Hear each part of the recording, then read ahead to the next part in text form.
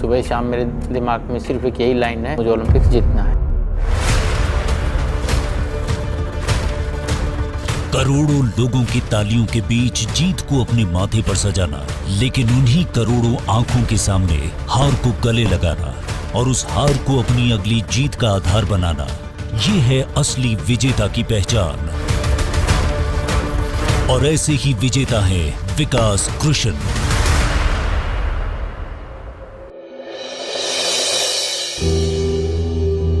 विकास कृष्ण हरियाणा के गुमनाम से गांव सिंघवा खास में एक मध्यम वर्गीय परिवार में पैदा हुए। बॉक्सिंग मेरे फादर की एक चॉइस थी कि वो चाहते थे कि मैं स्ट्रॉन्ग बनूं, इसलिए उन्होंने मुझे बॉक्सिंग में डाला था 2001-2002 में। और जब मैं सोचने के लायक हुआ तो जब ये मेरा ड्रीम हो चुका था ताकि मैं कंट्री को रिप्रेजेंट करूं। बचपन के अंदर हमारी स्टेट चैंपियनशिप होती थी, कैडेट स्टेट चैंपियनशिप्स। तो फिर कैडेट स्टेट चैंपियनशिप्स मेरा गोल्ड था, मेरा बेस्ट बॉक्सर था, परंतु अनफॉर्चुनेटली मेरा नेशनल के अंदर सिलेक्शन नहीं हुआ था।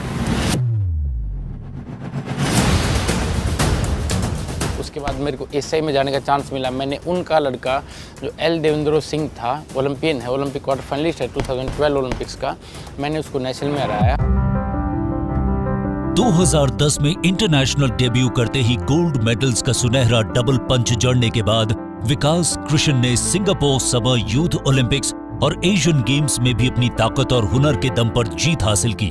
2014 के एशियन गेम्स में ब्रॉन्ज और 2015 की एशियन बॉक्सिंग चैंपियनशिप में सिल्वर अपने नाम किया और लगातार 3 एशियन गेम्स मेडल जीतने वाले पहले भारतीय बॉक्सर बनकर इतिहास रच दिया।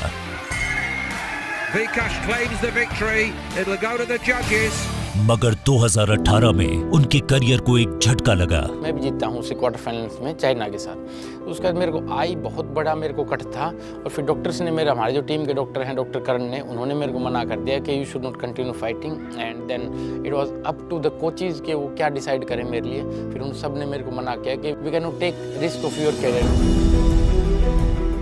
तो ये है, injuries are part of game, और जब तक आपको इंजरीज नहीं होंगी आप उसका कोई अल्टरनेट नहीं ढूंढ पाओगे, आप बेटर नहीं हो पाओगे। Then I recovered from the injury. 2020 के एशिया ओशियानिया ओलंपिक क्वालिफायर में जापान के सेवॉन ओकाजावा को 5-0 से धराशायी करते हुए टोक्यो ओलंपिक्स में अपनी जगह बनाई।